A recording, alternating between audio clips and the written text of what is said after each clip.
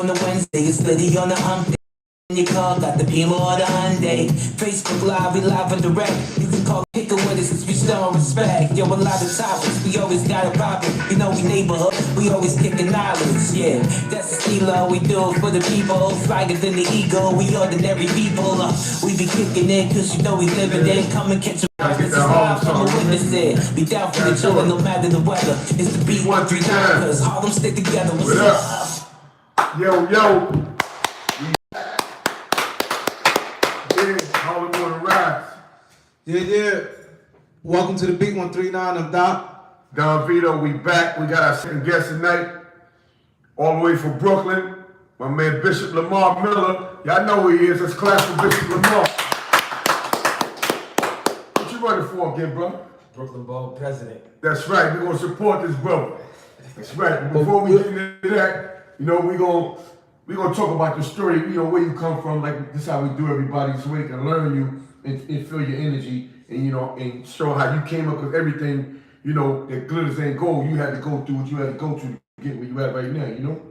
Yeah. So we want the beginning. Yeah. Go from the beginning. We'll go from the beginning. Yeah. Well, thank y'all for having me, man. You're welcome, bro. You know, Thanks this for is coming. this is definitely exciting, man. And as I was sitting there, I was watching y'all interview the young brother, and I was saying to myself, I said, man, this is where it starts right here. Man. Yeah. This is where it starts. This is the grind right here, you know. Yeah. And you know, I see different candidates and the talk shows that they go on, but they ain't here. You know? Right. Like, this is the real grassroots, you know. Exactly. Harlem meets Brooklyn, Brooklyn meets Harlem. You know. You know. So you know, I'm born and raised in Brooklyn, man. Crown Heights, Brooklyn. You know, my story is just so multifaceted, man. I grew up in Crown Heights, Brooklyn, where I'm the son of Faith Whitehead and Arthur Miller. My father, in 1978, he was beat and strangled to death by 16 white police officers. Yeah, because of the color of his skin. So, you know, my father was the first I Can't Breathe. You know? Wow. Yeah. He was the first I Can't Breathe. You know, he was the first one that was choked and strangled to death. You know, he was the first Eric Gardner. He was the first George Floyd. You know, and What year was that? You said 1976. 1978. Yeah, June 14, 1978. This year will be 43 years. You know, and this Friday I'm gonna be 43. And, Wow. Yeah, and he was killed when I was 6 weeks old. So you know, so all of this stuff, man, kind of take me into a tailspin sometime. You know, I don't care how strong you are. Yeah. But you know, growing up and hearing all of the stories about the activism that my dad did and all of the stuff that he did, he helped the community. He started the 5-star block association as far as security, making sure the security for the block and the block parties. You know how we do. I know Harlem do block parties. Yeah. You know, we do block parties in Brooklyn. So Yeah. you know, he helped the children. He helped less fortunate. So when he was killed, it caused a ruckus. It caused riots. It caused all type of things. And Mayor Giuliani was in the office, and you know, he showed all his racist tendencies, and you know, none of them got indicted. None of them got past the grand jury, and they all got off. So you know, growing up in Brooklyn, man, without a father, man, y'all know Brooklyn, man, we fights out there. Yeah. We fights out there, you know. So growing up in Brooklyn without a father, man, was difficult because I had to learn how to be. I had to learn how to become a man, not understanding the man that you know, that was my father. You know what I mean? That 50% of my DNA was gone. You know, and just growing up and you know, becoming the man that I am now. I went to Grady High School in Coney Island, and then I transferred to Sheepshead Bay. And I played ball, you know, so I was one of the leading scorers in New York City, you know, playing basketball. Like the other dude, he said he couldn't ball, I hoop. He said everything but he was a ball. Yeah. And he was a hooper. I was hooping. So Marbury brothers out there? Yeah, they was from Coney Island. I actually played against them in because you know, Grady and Lincoln. Well, I was in Sheepshead Bay, and you know, Sheepshead Bay, Grady was all rivals. So yeah, I put that work in. Yeah. I put that work in. Yeah, because you and Steph close to the same age. Yeah. I played against his brother. I had to sit out when I transferred against Steph. Sebastian? Yeah. anything. So, but I let him have it too. So, but anyway, that's another story. But you know, so we you know, growing up in Brooklyn was something special, you know, and just understanding the dynamics of being a man. And then fast forward, I was always into hip hop, you know, and I was actually a model. I used to do. I don't know if y'all know. Did y'all know like when Ralph McDaniels did The video music box? yeah, but fat fashion. Fat fashion, yeah. Remember fat fashion? Yeah. So I was in all of that. I was in fat fashion. I used to model for Carcana. I was one of Fubu's first models. Okay. You know, Okay, my boy Garfield. I modeled for Nietzsche, Mecca. That's when they all came out. Yeah, Tommy Hilfiger. That was when I'm talking Yeah, about yeah.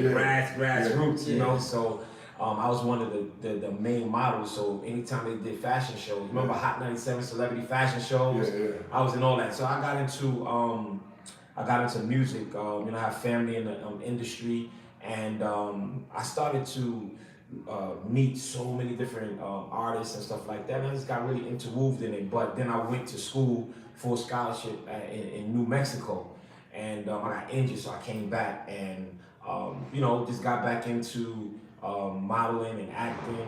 But then, you know, I got my boys in the streets and everything of that nature. Mm-hmm. And I started my own real estate firm and my own mortgage firm. Mm-hmm. And I got out of the streets. I got out of, you know, because when I came back, you know, I was around a lot of hustlers. Mm-hmm. So I got out of the streets. And I opened my own mortgage firm, my real estate firm on Wall Street. And then I moved, because Fubu, they was with my boys, so they was in Empire State Building. So I moved my offices from Wall Street to the Empire State Building. So they was on the 66th floor, I was on the 57th floor. Mm.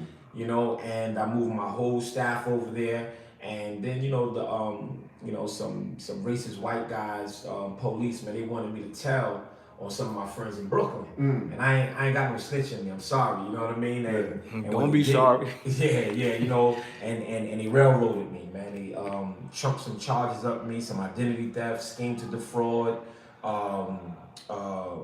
identity theft, grand larceny. So they trumped up a bunch of charges on me, but I had money, so it was like whatever. Yeah. So I'm paying lawyers. I didn't know that the lawyers was spinning me. They was robbing me. They wasn't putting in the proper motions. They wasn't doing what they were supposed to do. Yeah. And I'm going to work. I'm doing what I need to do. Fast forward, we was going through courts for 2 years, and I had to hire a fourth lawyer.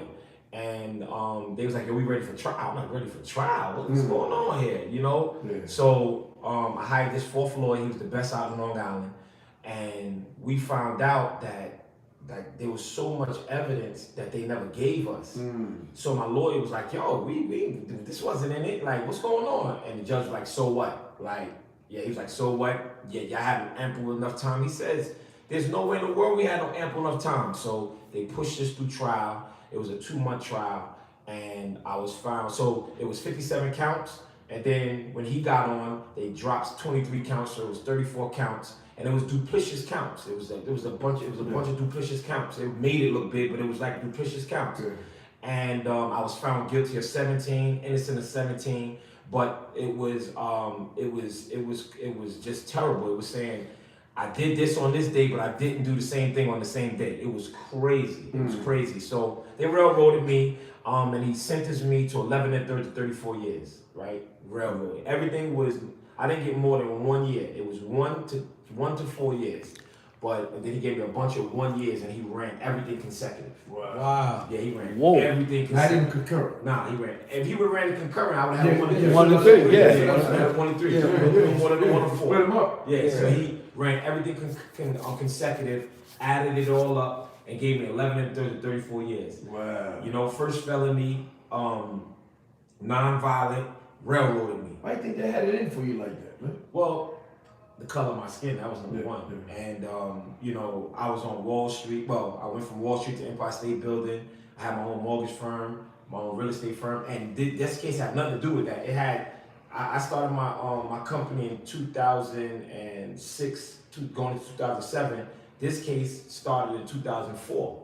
You know what I mean? With the investigation. So they sent me away to prison, and I was right there in Sing Sing Correction Facilities. You know, and I started just studying law. you know, and I had just became a minister. I just became a minister in 2007. So you was a minister in the streets? Yeah, so In prison? 2007 I became a minister, and then I blew trial in 2008. Okay. Yes, I wasn't even a minister a year, and I had my first child, my son. He was 4 months old when I was found guilty. So so now they sent me away to Sing Sing Correctional Facility. I ain't never did no state penitentiary, but when I was up there, Brooklyn came out of me. You know, I had to put hands, man. Whoa, yeah, it was you know, going to downstate correctional facility, man. You know, that thing is I don't know, man. People went upstate, man, but I know, but yeah. downstate is serious, man. But what they did was they sent me to Ulster by mistake. I've been there too. Yeah, they sent me to Ulster by mistake because he gave me so many counts, 1 to 3, 1 to 3, 1 year, 1 year, 1 year, 1 year. When they looked at my my time commutation sheet, they thought it was a medium time. Yeah. You know what I'm saying? It wasn't medium So time. you got love. You really was a low.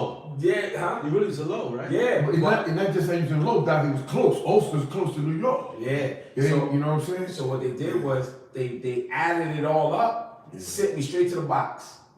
They sent me straight to the box.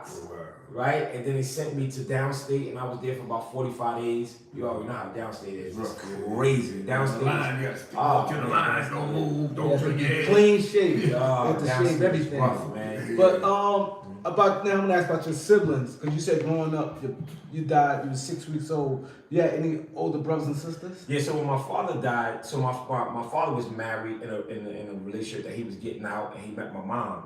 So him and my mom was a couple. So my siblings through his marriage, they don't accept me. So I But I have an older sister, and I had an older brother. My older brother got killed when he was 10 years old. I was 3 years old. He was playing in the yard, in a junkyard, and he heard the ice cream truck, and it was a stick holding up the a trunk of not the trunk the hood of a tractor trailer, and he hit the stick and it smashed him. Yeah. So I lost my older brother, and I have a younger brother. So it was four. Younger brother with your mom? Huh? All of them from my mother. Okay. Yeah. So I have an older sister, Chrisone. My brother that died, his name is Dwayne. Then it was me, and then it's my brother Derek. You know, so so that's how that goes. So did your mom? She schooled you a lot about your pops? Because I see that you real knowledgeable about your pops. Yeah. So my mom told me a lot about my father, but the community did. Oh. The community, like he was like the. Y'all look alike. Yeah. I could tell. Yeah, the community was like, you know, he was like the savior to the community. You know what I mean? And one of the things, and I'm glad you asked that question, because that's one of the things that I wrestle with. My father was so influential in the community, everybody loved him. So when the police killed him, as I was growing up, their anger and their emotions, they was trying to put it on me so I can feel that way about the police officers. You know what I mean? So I had to fight that because I wanted my own mind. Right. You know, I could not, I can't allow my pain to turn into Achilles' heel. You know what I mean? Yeah. I had to allow my pain to be purpose, right? So I had to really watch what I heard, because they were so hurt as to what the police did, which they did wrong. You know what I mean? Yeah. So that was really a big thing in my life. And going through prison, right? When I went to prison, I went right into the law library. I went right into the law library and started to study law. And make a long story short, I was there for about 5 years, and almost 4.5 years in Sing Sing. And I called my son's mother. We was married at the time, and I said, "Look, I'm about to be up for work release, right? They're never gonna give me work release in a maximum facility, Right. So I said, right, Albany, get me moved out of here, right? Get me moved out of here, so therefore I can go to a medium and I'll be able to get out on work release." But also I was plotting something else too, because I was doing research and understanding if I put in a Article 78, right? In that, I think we was in the third appellate. They violate black people. So I watched all that. So they rubber stamp. So I said, when they move me, I'm going to file this Article 78 to judges that are not filed. You know what I mean? So when they moved me to Mount McGregor.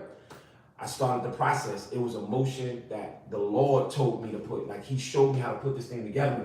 You know what I mean? And 'cause I was really praying, really into the Bible even more. And I was tired of filing 440 motions because a lot of times we don't know. And this is why, and I know we're going to get into me becoming a bold president, but this is the why I fit, because I understand the system. Right. And people don't know that judges are elected. And they are not going to overturn themselves, because when it's time to come up for election, their opponents are going to be like, look, he turned himself over. You know what I'm saying? And why would you want him not protecting your community? They'll manipulate that. So every time you send a 440, this is why they rubber stamping it, to protect their seat. So what I did was I said, hold on, I gotta stop going back to this dude. He's racist. He's gonna keep violating me. He know what he did. I said, what I'm gonna do it a different way. I'm gonna sue the jail. So I got really smart. I said, I'm gonna sue the jail. So there's something called Article 78. So if you use an Article 78, it's a civil suit. You can sue the jail. So I sued the jail, right? Stating that they were holding me illegally. But what I did was, in my research with studying the Article 78, I didn't study on how to win. I studied on how to lose. Right? I wanted to see all cases on how they lost. Right? Because it was so rare for people to win. I'm like, how is everybody losing? Right? So I did it backwards. So I started researching, and I started to see that how everybody was losing the Article 78. What they were doing, they were using criminal law in a civil vehicle. Because civil law, you can only use civil law. But they was using criminal law as a foundation in a civil lawsuit. So the DA, and it don't even go to the DA, it goes to the Attorney General. So the Attorney General was like, nah. We barring you because you're using the wrong procedure law. So what I did was, I used civil law, and I used the criminal fallacies that they used against me. I use it just as what they call persuasive law. So I just showed them what they did to me in court, but I didn't argue that. So my argument was the judge sentenced me to crimes that I was found not guilty of. You know what I mean? Make a long story short, I won. Right? They cut 75% of my time because I was able to show that crimes that I was found not guilty for, he gave me time. He gave me a bunch of time for charges that I was found not guilty. Not guilty. So anyway, so now I come home, and right before I came home, my the woman that I was married with, she was cheating. She filed for divorce and everything, blah blah blah blah blah. And she didn't know I was coming home. So now that she heard I was coming home, she tried to rekindle. I said, nah, I ain't trying to hear none of that. Anyway, so I started moving forward. But one of the main things that I did when I was in prison, I learned the system, right? I knew that there was more to life than this. I saw all of our brothers. I seen gang members getting cut in the face. I seen so many things. And I said to myself, when I get home, they're going to pay for what they did to me. I'm going to do something that's going to shock the world.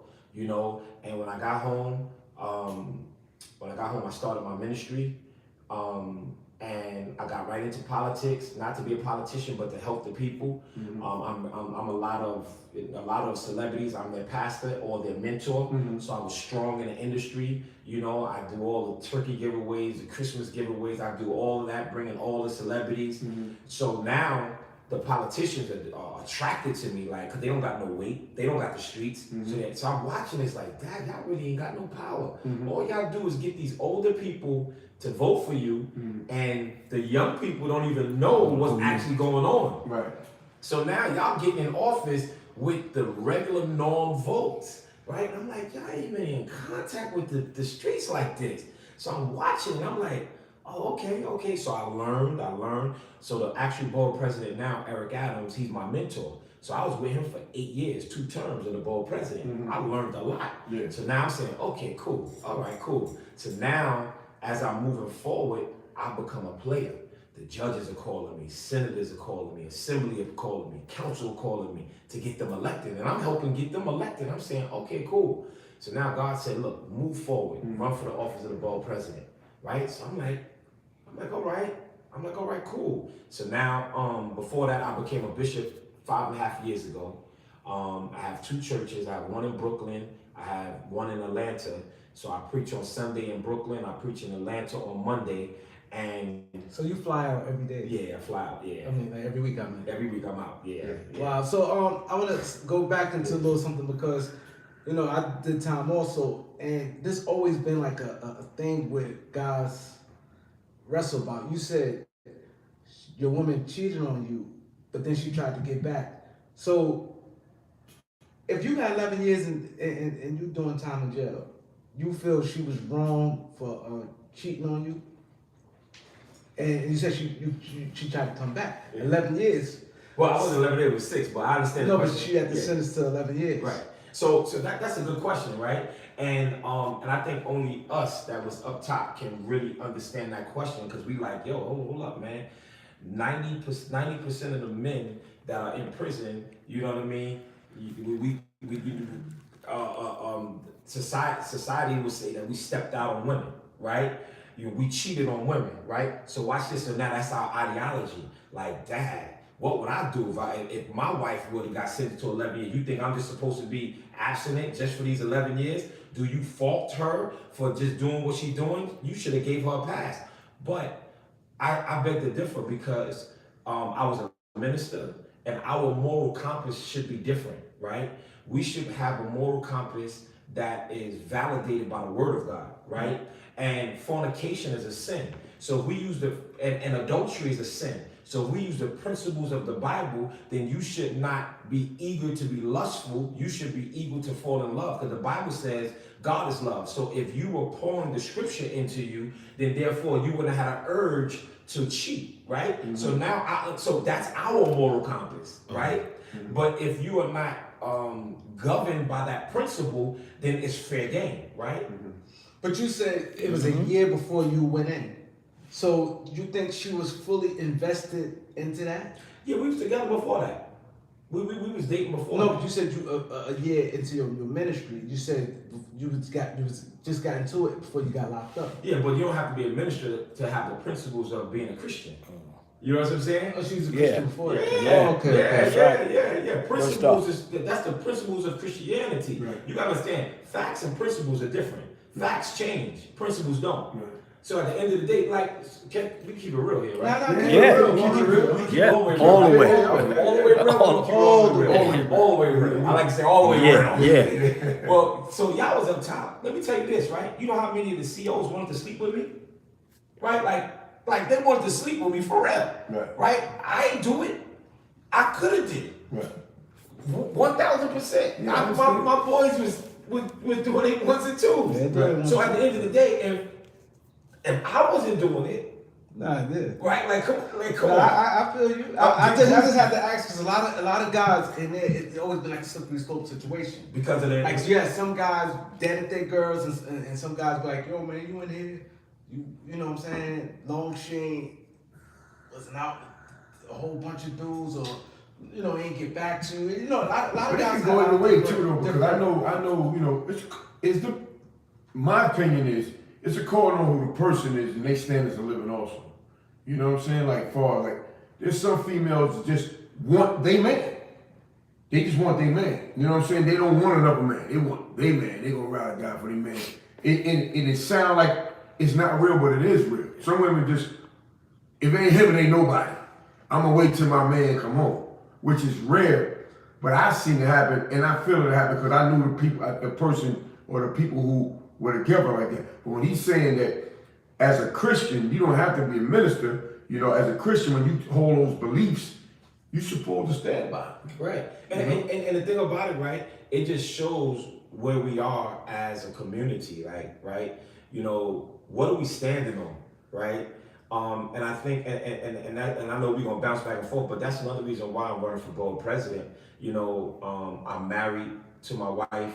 Next month will be 2 years, right? And I could walk with my wife with my head up, right? I don't have to look over my shoulder, right? And now, what we're also doing is I'm giving men, right, opportunity to see, like, yo, you can actually do it, right? Like you think, I was just telling my wife today, I had to send to my publicist, this girl kept being in my inbox. She's like, yo, I know you married, but like, so what, right? Yeah. And it's like, but, like, yo, I'm married, homie. Like, I'm married. Like, yes. Let me respect my wife, right? So, cause you agitating me now, right?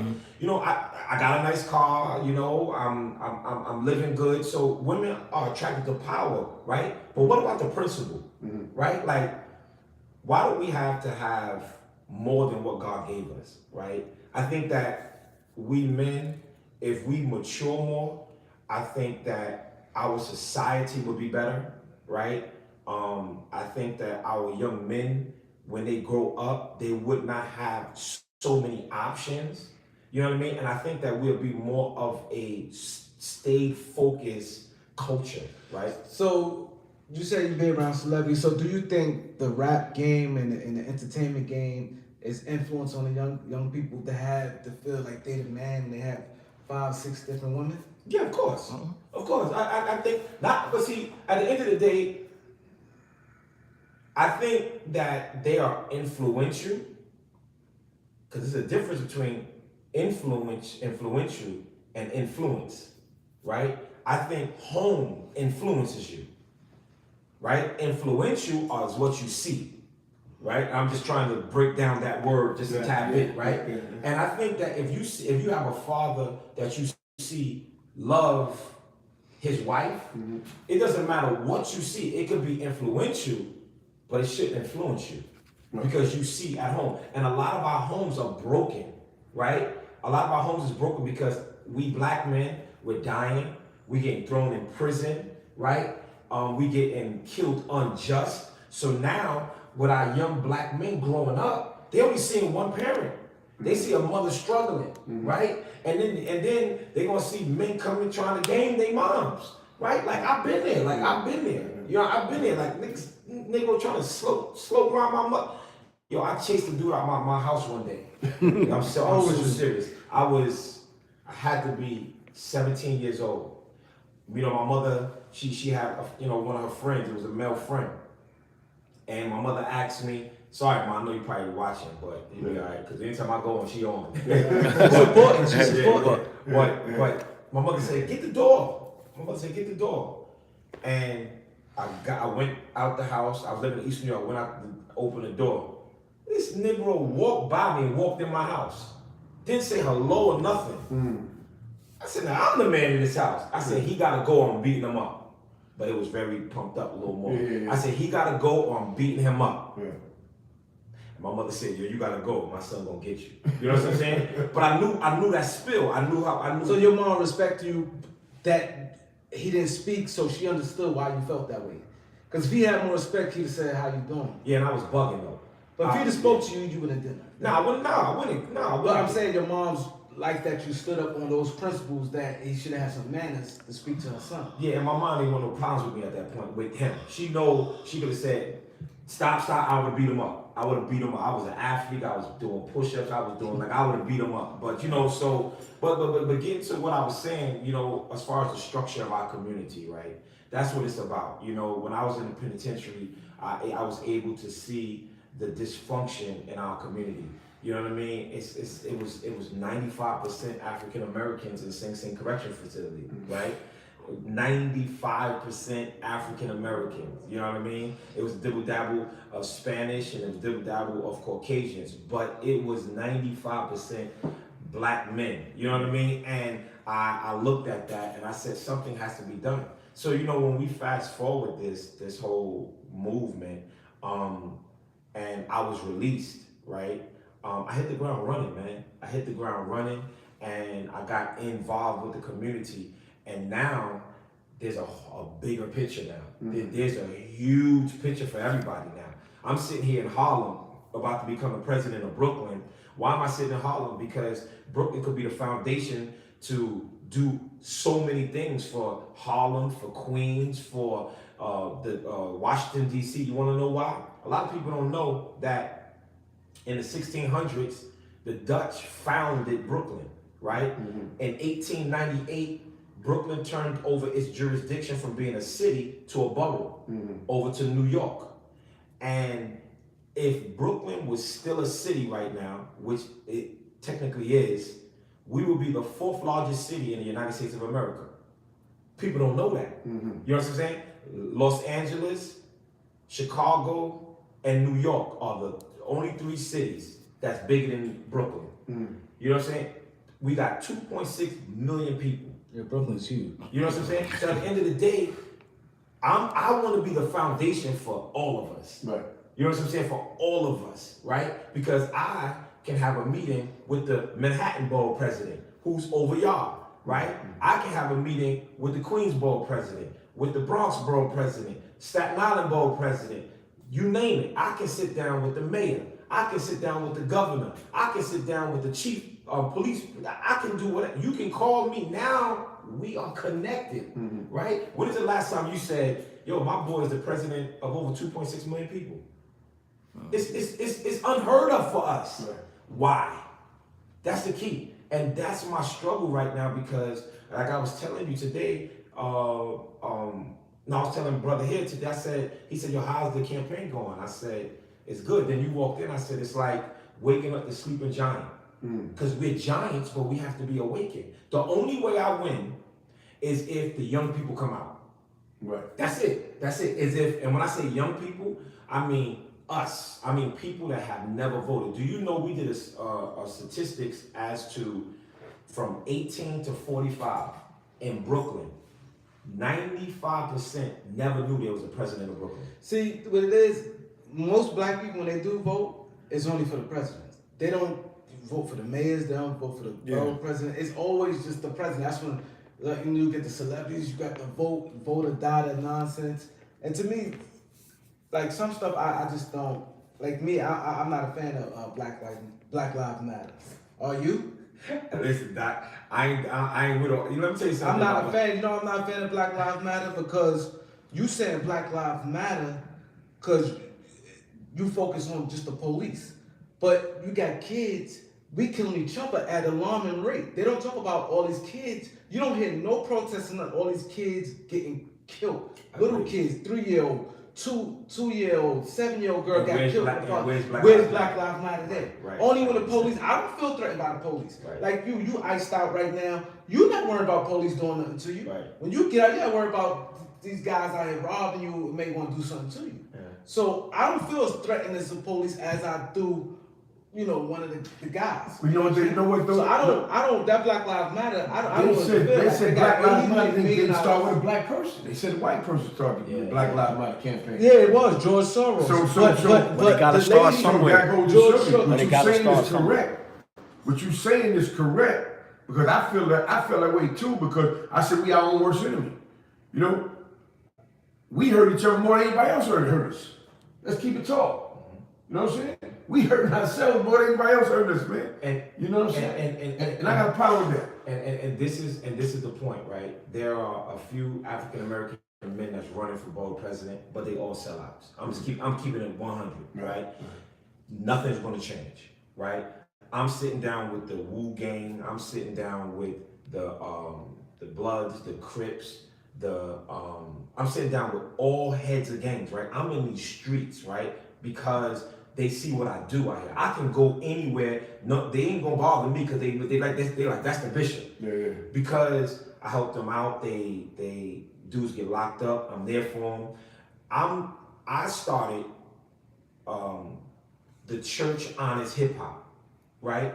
So I said hip hop never comes into the church. So I started a piece where I want to honor different artists and different community activists that have never been honored before. So I started Church Honored Hip Hop. And I started this in 2014. And it's been ongoing. And all the celebrities came through. You know, 50 Cent right, came through in 2018. And you know what I preached? My message was get the strap. That's what I preached. And after I finished preaching, 50 Cent, Casanova, DJ Youngchild, David Eugene, the comedian, Fat Boy SSE, Uncle Murder,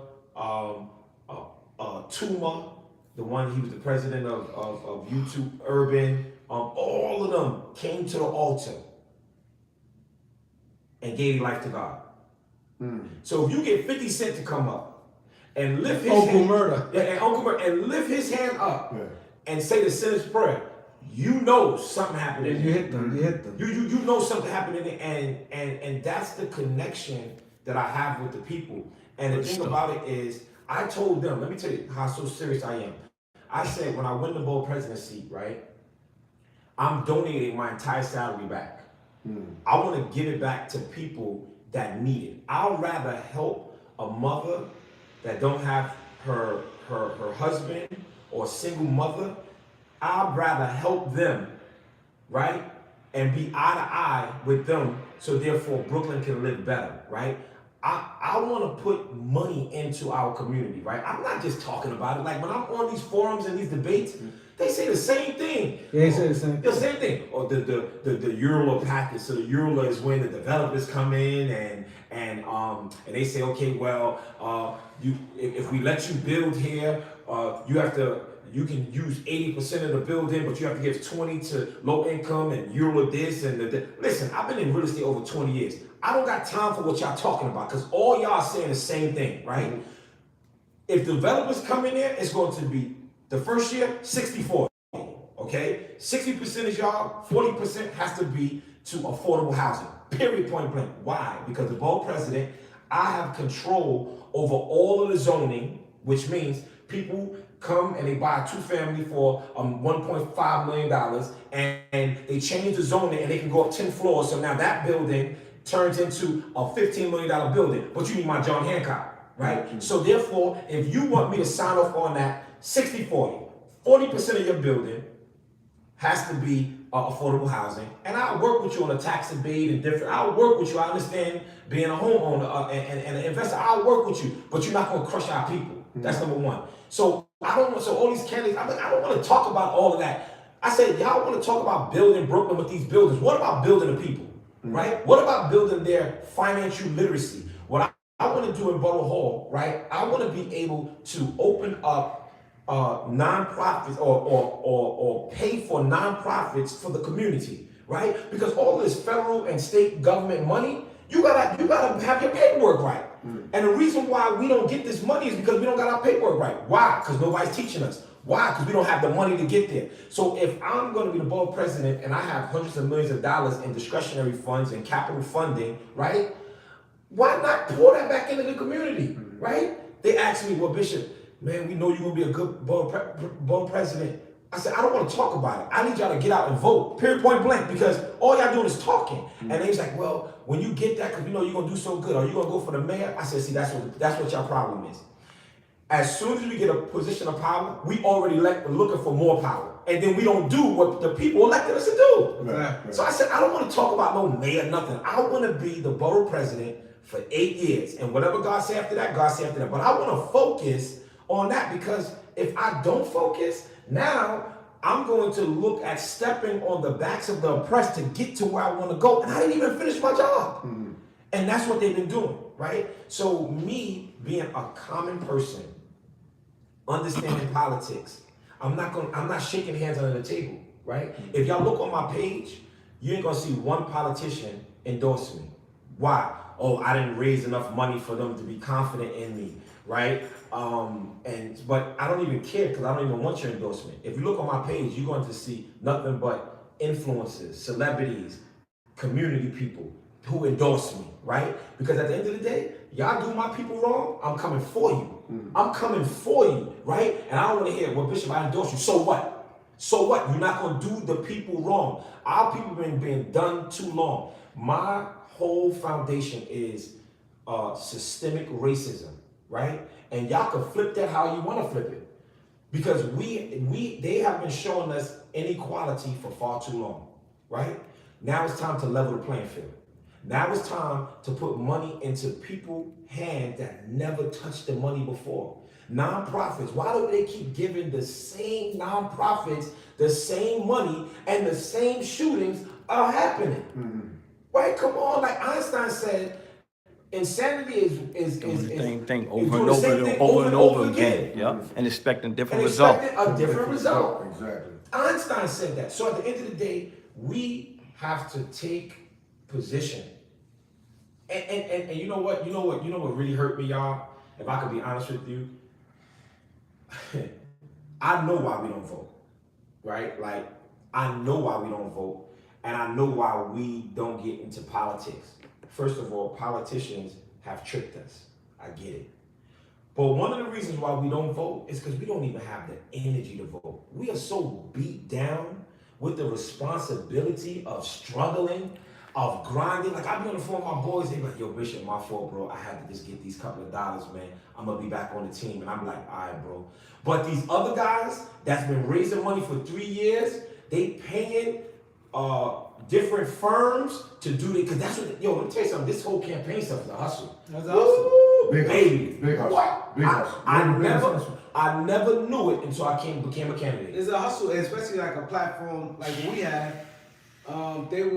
We had people come to us to help them to get on their campaign team because we had the platform. Let me tell you this, man. Let me tell you, so many like lawyers came at me, so many different people. Oh, well, we charging $10,000 a month, $20,000 a month because they know that you raising money. And me, I'm like, no, I don't need that. Nope, I don't need that. Nope, I don't need that. Because at the end of the day, right, I'm still raising money. And this week, next week, and the following week, I'm really going to push to raise money. So therefore, I'll be able to really maneuver and do the things that I need to do. Because raising money, it don't come in my pocket. It goes into the campaign bank account, and whatever I don't use, go back to the city, right? Mm-hmm. So why not? And I want to employ my people. I want to employ our people. You know what I'm saying? To do what we need to do. But at the end of the day, right?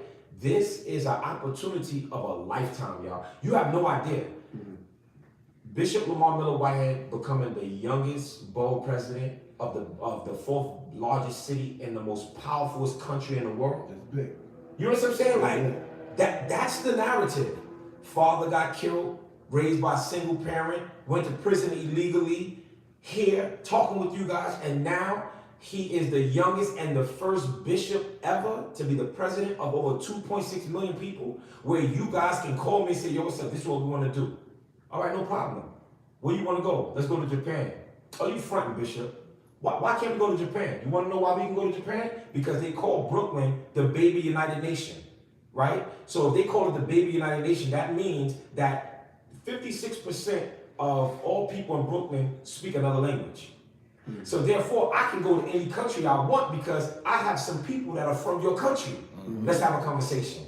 All right, let's do a barter. You want to come over here? Well, I want to bring some over here. 1, 2, easy. Right? So now we're being able to extend our community. We're able to touch base. And it's heartbreaking on how we treat each other, man. Yeah, it is. You know what I mean? And I'm glad that you guys have me today because if I feel comfortable talking to brothers and I can open up and you know what I mean? And so therefore y'all relatable. Y'all relatable, man. You've been up top. Yo, y'all, man, I don't know about y'all, but I had to drink brown water when the water wasn't clean up there. I seen it all, man. You know what I'm saying? They don't understand that. Yeah. I had to take showers outside in the cold. Yeah, I did that. You know what I'm saying? Like real talk. But I like the fact that I think it's smart what you're doing. I think that also you just being you. You're not putting on a show. That you dress the way you dress, where you can go reach to the young guys and say, this is what you're doing. Now they may be like, you know what? I would go vote for you. You don't seem like a fake. To me, Joe Biden, that whole presidency, how he had Cardi B, different, I ain't like none of it. I don't like people try to play on the emotions of black people. You know what I mean? Try to manipulate situations. You, like you said, you've been to prison, and this is you.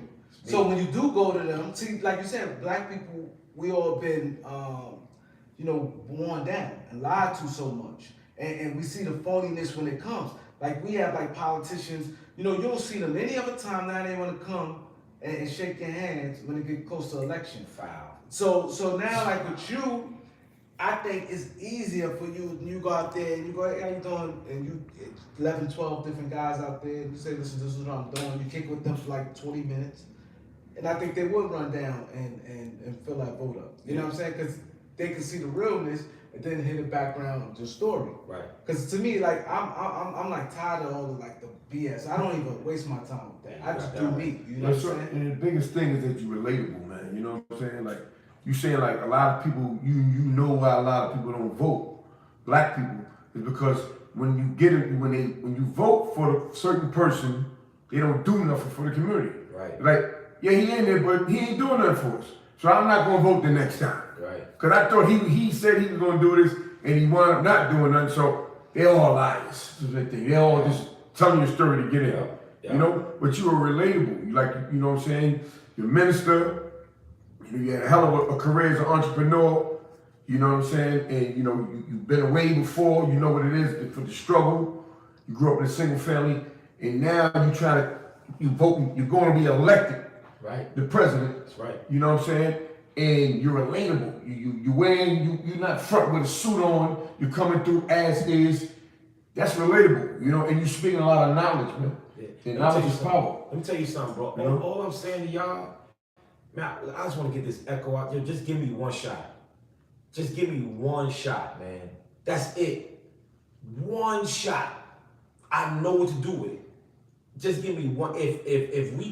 If we come out and vote, we got Brownsville. You know, so I have a statistic team, right? And out of all the NYCHA buildings, for the ones that don't know what NYCHA is, the projects, right? For the NYCHA buildings, right? In Brooklyn, there's 600,000 residents, right? 600,000 residents in NYCHA. If NYCHA come out alone, for me, we win by a landslide, right? Let me tell y'all something, right? We can change the world when one person is in position that's going to put other people in position. That's what happens. You know what I'm saying? And I'm saying, give me one shot, and I'm gonna show y'all, man, if I don't do what I'm supposed to do, I'll resign. Are you kidding me? Like, I can't turn my back on people. People turn their back on me too much and I know how I feel. Right. I was born by being rejected. You know what I'm saying? So at the end of the day, right, we are in a position where we can have a foundation, right? One of the things, I have such a plan, and as a matter of fact, I'm gonna say a little bit up here first because I feel so comfortable with you guys, but one of the main things that I'm gonna do, I wanna build the first Brooklyn Black-owned bank. That's one of the first things that I wanna do. The second thing that I wanna do is I wanna bring Black Wall Street to Brooklyn. That's what I wanna do. You know what I'm saying? Yeah. And I want all of us to have an equity stake in building, right? Nobody's in position to give us that shot. So that means under the Einstein law, we're insane. Literally, we're insane. If we're not putting the person, somebody different, expecting the same different results, we're nuts. Right. We're absolutely nuts. So at the end of the day, I'm saying like, yo, give me this shot. Give me this shot. I got 2.6 million people to work with. If I do an initiative, everybody from Brooklyn give us $1 a day. That's $2.6 million a day. I'm a business guy. I'm a finance guy. I understand money. I understand numbers. I teach financial literacy classes for free. I could charge $5,000 a semester. I teach for free. Hundreds of students. And due to this campaign, I shut it down to after the campaign, but I teach it for free. How to purchase houses, how to buy and flip property, how to fix your credit, all of that. All of that. And at the end, yeah, for free. And you know, I was on a forum and I was saying this, and one of the two of the candidates, and they're both in powerful positions now. I told them about teaching them about finances. One of the candidates says, why teach the people about finances if there's no money in Brooklyn, if there's no money in the community? I said, so is Brooklyn the only place that got money? So we're not supposed to teach them because you guys don't put money in it? No, you go out and get money from somewhere else. Exactly. And that's what I'm saying. You are not fit to be a borough president because you are only talking about the money that's here. Then another dude who's a council person, he says, well, building your credit doesn't matter because credit was made to hurt us. I said, what are you talking about? And he raised over $500,000 for the campaign. So we laugh, but people believe, like, what are you talking about? No, credit is in position by the law. So therefore, if you have good credit, you're able to buy what you want to buy. Right. So all this theory stuff, like, I don't got time for the excuses, y'all. I don't got time. All right, they did us dirty. Cool, let's make it right. All we saying is we want to be treated equal. We're not telling you to give us nothing else. Give us the same thing that y'all giving to everybody else. And that's what I'm bringing to the table. 1,000%. Period. Point blank. I had a meeting with one of the gang members. He one of the big homies, and he said, Bishop, yo, I'm telling all my little homies to put the guns down. He said, well, Bishop, what they telling me is if I put the gun down, how am I gonna protect myself? He said, yo, Bishop is busting my head, man. He said, they right. And I said, that's when I come in. If they put the guns down, I can give them jobs, right? If they put the guns down, I can show them how to start their own 501c3s, right? If they put the guns down, I can show them how to build their credit. Because let me tell you what I learned from being in prison and from being in the hood. You're going to protect what you think is valuable to you. Yes. Right. And what's valuable to our community is the projects. Because you gotta hustle. If anybody come in here, you can't feed your children. You can't feed your, so you gotta protect it by any means necessary. Now, if you don't have, if you feel that your mom's or your father has left you, right? So now you have insecurities. So what you do, you pick up on a game because of the brotherhood. So you value the brotherhood because of your brokenness, Right. right? So why can't we get all of the broken pieces and all of the brotherhood, and we get together and say, look, this is what we need to do. The bishop is in position. I'm going to make sure you get jobs. You want to know why? Because all of them asking me for money. I know the hospitals, and I can go through them. The amount of money that comes through Borough Hall to these hospitals. If you want money, you got to hire the community, or you ain't getting nothing from me, right? How are you going to suppress the community, but I'm giving you $25-30 million? For what? What am I giving that to you for? Yeah. And then our brothers and sisters are killing each other. You know, our healthcare is twisted. Like, what's really going on? So nobody is withholding stuff and saying, look, you got to do this before I give you this. No, everybody's saying, no, here. Make sure you vote for me. Here. I don't got time for that. There's another thing that y'all probably don't know. Do y'all know how now state facilities or inmates are able to email now?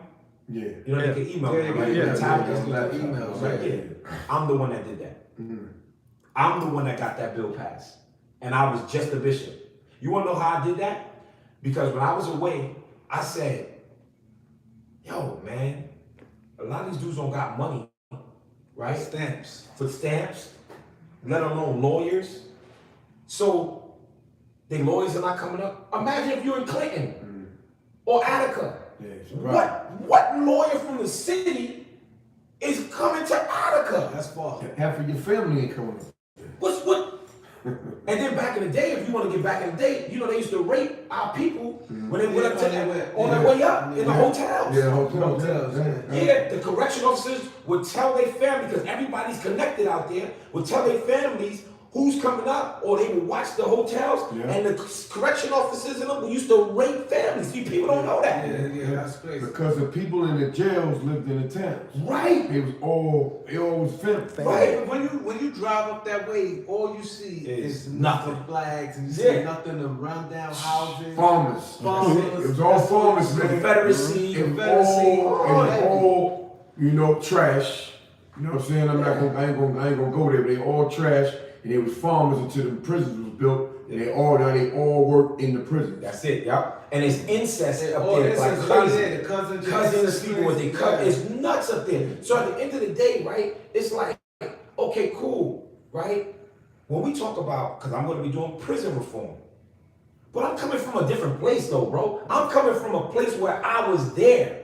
Right? When you look at Governor Cuomo and he's giving clemency 8 people a year, 4 people a year. You can give 150 people clemency, 200 people, 500 people. You want to know why? Because all you're doing is putting them on parole. Right. Yeah. What's the problem?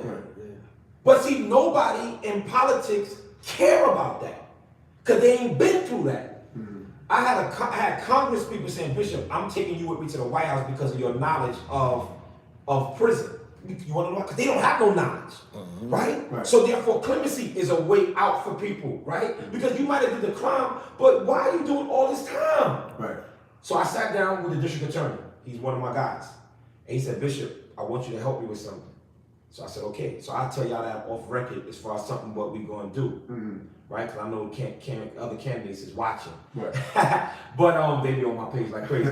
but watch this statistic. Watch this statistic. And I guarantee y'all never knew this one.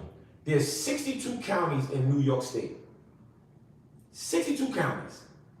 Out of 62 counties, men that was sentenced to 25 years to life and better, 1/3 of them are from Brooklyn, New York.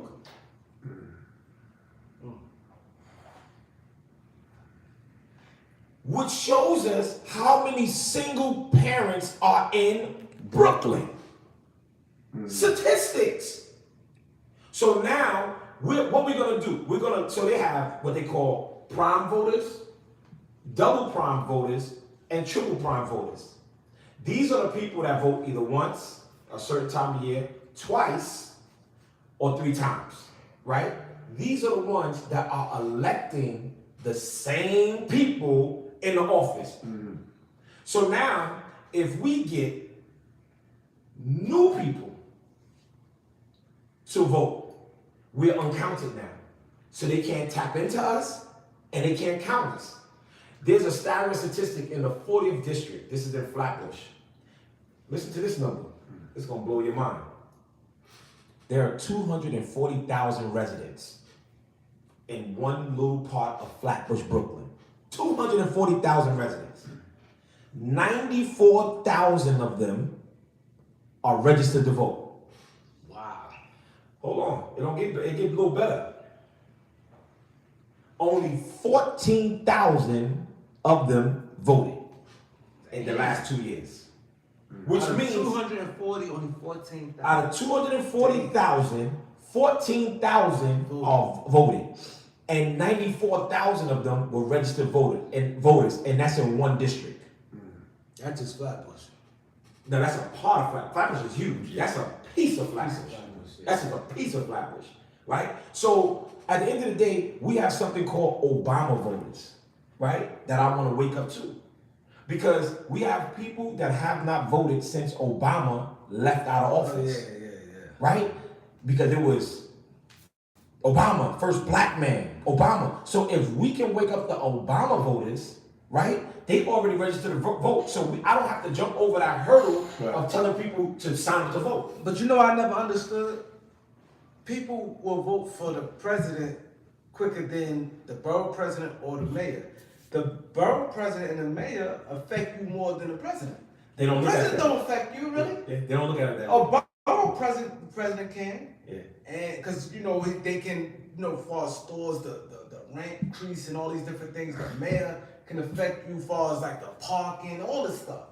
The mayors and like borough presidents direct effect. They come right now and say, okay, let them move your car every day. Just little things like that. You want to know why?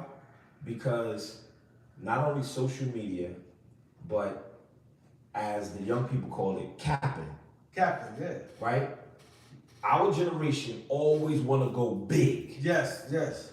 We don't want to take our time to get cooked, right, in an oven. You know what I'm saying? We want a microwave cooked dinner, quick, fast, boom. So everybody votes for the president. And you know what's crazy? Just like Donald Trump. More people spent their time and energy worrying about him, and slowly, like the New York City getting killed. Like now they talk about the rezoning, where they gonna put tolls and once you below 95th Street. 95th, yeah. Donald Trump had nothing to do with that. Y'all worried about him. This is more important right here. What we going through? Because a lot of New York citizens moving down south because they can't afford it. So can I bust your head a little more? Yeah. Because you said, since you talking about that, you just opened up something. I just want to bust your head a little more. Do you know what else they just pulled on us? That I'm sure y'all not even aware of this. There's something called ranked choice voting now.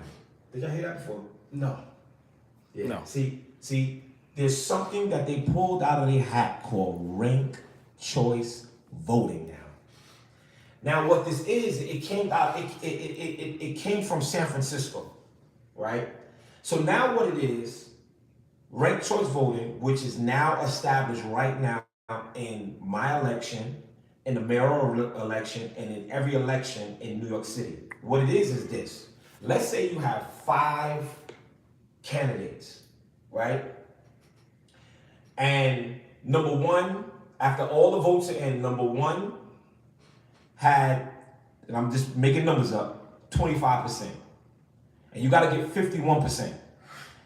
And the numbers might add up. I'm just throwing some numbers. Number 2 had, let's say, 19%. Number 3 had 18%. Number 4 had 17%. Number 5 had 14%. All right? So now, this is how it is, ranked choice voting. Since number 5 lost, and he had 14%. Number 5 had 14. 14%, right? So, let's say John was number 5. And everybody that voted for John as number 1, Yeah. whoever voted for John saying, you know, he might not be my number 1, but I'll make him my number 2, right? Let me switch that around. So everybody that voted for John number 1, right? They had to vote for somebody number 2. So let's say the number 4, the person who came in number 4 was Earl. So if John was the last person, y'all follow me? Yeah. If John was the last person, whoever voted for John number 1, he got 14% of the vote. Since John was last and they picked Earl number 2, because they said we like John better, but we'll pick Earl second. So since Earl is number 4, Earl gets the 14% of the votes that John had. So now if Earl was at, 17%, you gotta add 14% of that to Earl. So now Earl is now leading the pack. Wow. That's crazy. That's how it go, So that's what we're doing now. That's crazy. So now I'm telling everybody that vote for me number 1, and that's it. Ain't nobody gonna skim off. I ain't losing, but vote for me number 1. And if y'all vote for somebody else, then put me as number 2. So I can take that vote too, because they're gonna lose. You know what I'm saying? So I'm just letting y'all know what they doing, y'all. And they mixing us. They got us in the spin cycle. You know, and they spinning us. While we out here capping and we out here fronting, they out here plotting and planning. They plotting. I tell people that all the time. They plotting. But you know what else too I noticed about voting? When you go to the booth or wherever you go vote, to school, whatever, you know, you see the big names out there at the top. But the other names, people don't even know who these people are. You might see Democrat, you might see Republican, but I ain't never heard of none of these people. Right. So they're not aware of the people in the community that you vote for is the one that's gonna make a difference. Your big motherfuckers, they're doing something for the world. They ain't doing that for us. You know what I'm saying? I got you. Yeah. You here. Right. But they don't know that you here. Right. And They that's don't why, publicize it enough to me. and that's why we got to do it now. Right. We got to make sure that Bishop Whitehead is known that I'm going to be on that ballot. And that's why I'm on grassroots right here. That's why I'm here. Right. That's why I'm in the streets. Right. That's why I want to trend. That's why I got different celebrities posting me, trending. Yo, Bishop, President of Brooklyn. So everybody's aware. Like when you go for the mayoral vote, just go down and look at Bishop Whitehead right there. Boom. Check that box right there. So hit whatever you're gonna do with mayor, boom. Hit borough president, Brooklyn borough president, Whitehead. Boom. That's it. Just keep that order right there. Whatever you do with mayor, boom. Borough president, Whitehead. Bam. And let's go. That's it. That's all I need you to do. It's light work. But for the borough, you have to live in that borough, though, right? Yeah. But however, I'm raising money. And the good thing about that is, I want to do something with Harlem too, man. Because if you donate from New York City, that's the 5 boroughs, Harlem, Staten Island, Queens, Manhattan, and the Bronx, right? If y'all donate to my campaign from the 5 boroughs, up to 175, the city matches it 8 times. Yeah, that's You know what I'm saying? Yeah. So let's say, bro, you give me, you donate 175, that's $1,400. Yeah. You know what I'm saying? So I'm asking everybody from the city to donate at least somewhere $100 to $175. So therefore, because if you donate $100, that's $900. That's $800 plus that $100, that's $900, right? And we can really show them what it is. Now, all money is good money. You know what I'm saying? I'm not turning down nothing. But if we can echo this, because the deadline, the final deadline for raising money is the week, the 15th. Oh no, the 15th, I believe, May 15th, right? So I want to get 1,000 people from New York City to give me $100 to $175. 1,000 people. That's not hard. That's not hard at all. You know what I'm saying? So if I can get 1,000 people to give me $100 to $175, I have, as long as everything, because sometimes they knock some of them out, but I have over $500,000 raised, right? And that's it. You know what I'm saying? I'll be able to hire more people and it's go time. You know what I mean? So the voting is June 22nd, y'all. We got 50 days or less, right? And this could, when I tell y'all, I'm not playing with this, this is real, y'all. This is, we could wake up and say, Bishop Lamar Miller Whitehead is a president of over 2.6 million people.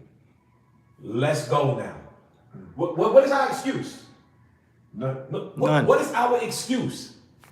We don't have no excuse. No excuse. We don't have no excuse. No excuse.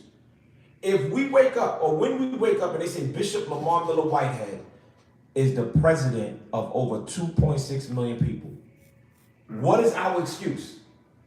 No.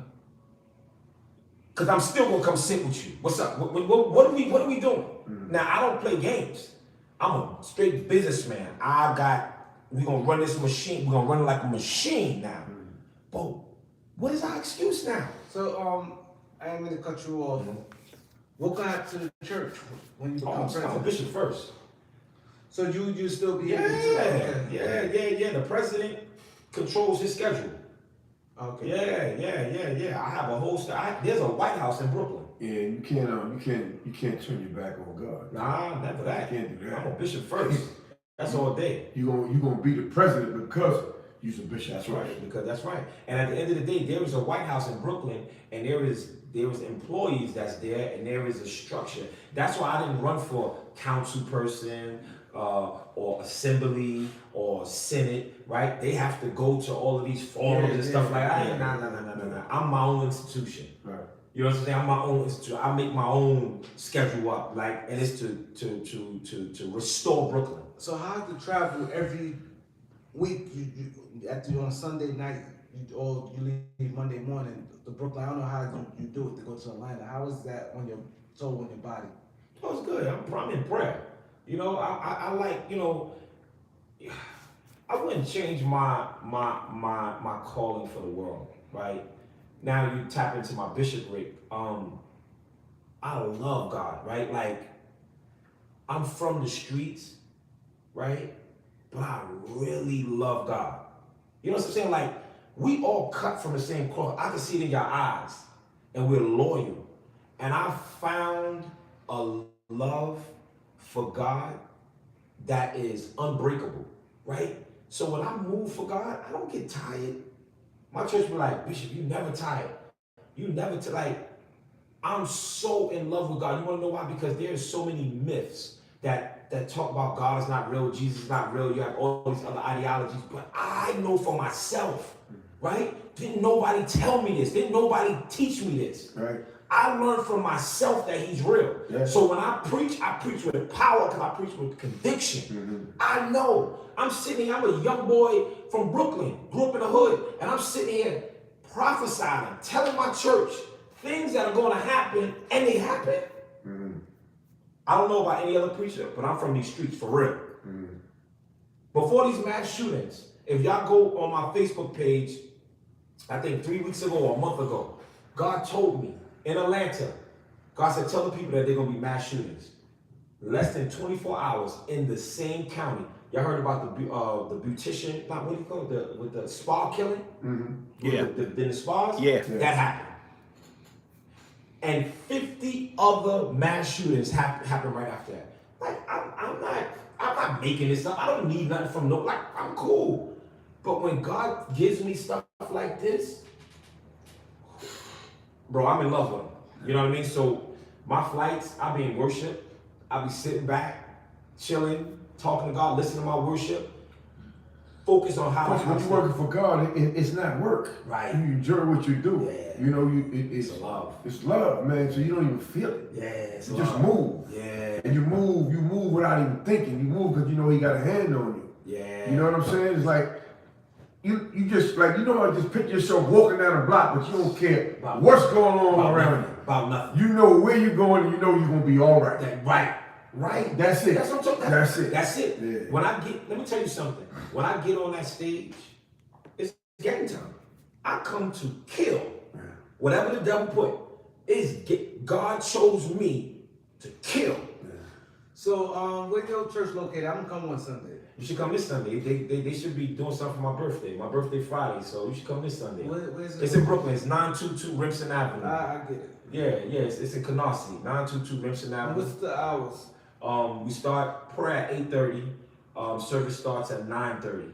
So it's 9:30. You don't have two services? No. We got one service. No, just one From service. 9 to 9:30 till around 12:30. I'm impressed when I hear these type of stories, right? Let me tell you what. Because I used to go back and forth to Detroit, doing shows with a friend of mine that I was incarcerated with. I met in jail, And we stayed communicating the whole time. So he came up. So he called me. He's like, yo, man, you from New York, I'm from Detroit. I know you can get this talent over here. You know what I'm saying? COVID stopped. We was running for a little while. We had Genuine, we had Carl Chalmers, but COVID stopped it, and we had John B.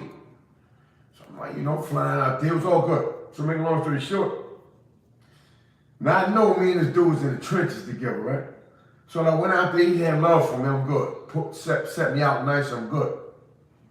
But the most impressive thing is now ain't got nothing to do with the show, is that when he took me to a church, that was his church.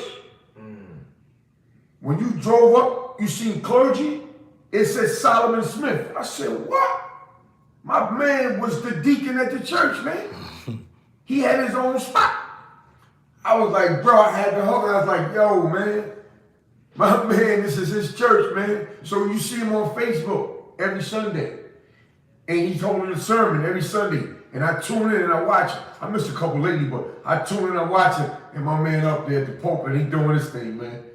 You understand? And we was in the trench together. So, God is for real. God is serious, man. He can turn your whole life around, no matter what you've been through. I'm not trying to preach, but I'm telling you something real. Now, you the second brother that I met through a friend of mine, girl, my friend. But that's doing that. You know what I'm saying? And that, to me, that's big. When I seen that man's name, I was like, yo. And he been in the streets. He done did all that. But changed everything around, man. And he doing some great things in the community in Detroit too, though, man. And one thing that we deal with as men that have been to prison, we deal we deal with rejection. Because when they hear that we have a felony or they hear we're state, they first reaction is it's like a shock, right? And just to tell you guys a quick story that just recently happened on Sunday. So DMX, I knew DMX. I knew his wife. I actually honored his wife a few times. D from Rough Riders is my boy. You know what I'm saying? So I've been in the trenches with Rough Riders. So they had called me, my publicist and them. They said that, you know, I'm going to be on the program to read the obituary and everything. So I said, all right, cool, no problem. That's dope. Let's make it happen. Because, you know, I represent the hip hop, the bishop, you know, the youth. I said, cool, that's dope. You know, I said, I'd love to do this for X. So I definitely love to do it for D. Can't wait to see D. Then see him in a minute. You know what I'm saying? Like a reunion piece. So I didn't go to the one in Brooklyn. I had the tickets and everything, but I was with my children. I said, I'll be there on Sunday. But anyway, what transpired in that, I got a text from, you know, my publicist and said, yo, you've been removed off the program. So the church that they were having the funeral removed me off the program. Went over the family, removed me off the program, and they said because I was arrested before. And because I was in the media. So I'm saying, now I know them. Right? And I'm saying, how could they do this to me? So I reached out to them, they denied it. No problem. I said, yo, whatever y'all want to do, y'all cool. I don't got to be on the program. I go to the church on Sunday to pay my respects. So I went through one gate. All the police officers know me. I'm really big out in Brooklyn, so they know me. They let me through the gate. I'm looking for a park. The head security come and say, Bishop Whitehead, no, you can't park back here. I'm like, why I can't park back here? You can't. So he calls one of the pastors, and he was like, yeah, I seen Bishop Whitehead trying to park back here, and I'm about to kick him out. I'm just letting you know I'm kicking him out. I'm like, yo, what's going on here? I'm saying, what is going on here? Like, I'm lost. I'm lost. Yeah. So he's like, nah, you gotta go. So I leave out, and I said, okay, I'll park my car outside, no problem, if you don't want my car on your grounds. I come back, he slammed the gate in my face. And he said, you're not welcome here. Right? So inside of me, right, I started to feel rejected as to how y'all feel. How we feel as felons, right?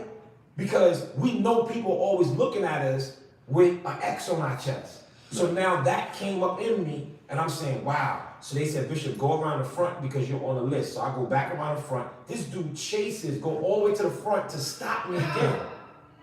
And I'm the whole bishop. Like I'm not no little blue dude. You know what I'm saying? Right. So now, what we do is, so I leave, or whatever the case may be. I say all that to say, right? God has positioned me for this time. Good.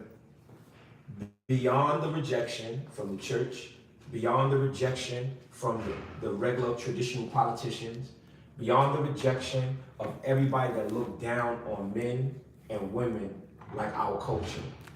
And God has risen up somebody that's in love with him. You know what I'm saying? Yeah. I'm in love with God. I preached a sermon on Monday, and it was a fight that I did not pick. That was the message. And I said, God said that he needs us to be ambidextrous in our prayer life. And God says, I picked on you to fight something you didn't start because your left hand was weak. See, a lot of us are right-handed in prayer. Right. That's our strong hand. But what about strengthening our other hand? Right. And God says, stop crying over fights that you didn't pick because I chose you for that fight. So nobody else will get picked on. Right. And that's why I'm here for, y'all. So therefore, they won't pick on us no more, right? There's gonna be somebody in power where you can call and you can say, yo, they illegally arrested my son, or they illegally arrested my daughter. I need you to call the governor and have a meeting with them. So now, these lying lawyers, because there's a lot of lying lawyers that take your money and try to work out a deal. Now your son or your daughter got 15 years to life. Because nobody want to put a microscope on what's going on. This is why it's so important for me to become the president of Brooklyn. So therefore, we will have power. not me, we will have power. We will have a voice. The same old Al Sharpton, this, that. Same old, same old. God bless them. Right? Right. But who are they putting in position? Who's the next one up? Because everybody up there, activism has become the new hustle.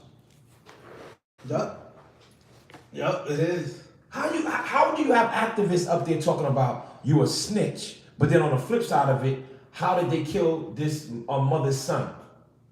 How you gonna say stop snitching, but yet you got a mother that just lost her son in a shootout, but nobody wanna tell? How can you advocate for both? You gotta drop one. You know, and that's where I'm coming from, man. Man, that was This definitely was very powerful interview. But I got a question for you, right? So people, because you got a lot going on. Yeah. I mean, how can they get with you? If they want to reach you, contact you. I see you streaming heavy here. Yeah. You streaming heavy on YouTube right now. How can people get at you? Because I know people want to have some questions. Give me your links. Yeah. Listen, man, for the campaign, you can go to Whitehead4BK.com. So that's Whitehead, FORBK.com. So if you didn't register to sign up to vote, you can go to my website. All you gotta do is click vote, right? And you can click voters information, and it'll take you right to the website. You ain't gotta do nothing. Let me tell you, I made it so easy. Cause I know our people. Right, If it gets complicated, like I ain't got time for this. Yeah. So all you gotta do is go to Whitehead, FORBK.com, click vote, right? You can register to vote. You ain't gotta go out of your house. Also, you can click on absentee, right? So you ain't even gotta leave the house to vote, right? So you can click on absentee, you can sign up so that they can mail you an absentee vote, right? They can mail you an absentee vote. You can sign it in your house, vote, put it in the mailbox, and send it off, right? So you can go to my website. If you want to donate, all you got to do is hit donate. It's going to send you right to the link in New York City. And you're going to know that I'm not getting the money because it goes straight to the New York City website, right? So you can find me there. You can also find me on my Instagram page at Bishop Lamar, LAMOR M Whitehead. That's Bishop Lamar M Whitehead. Or you can find me on Facebook at Lamar M Whitehead on Facebook. Listen, y'all, I'm here. Those are my social media.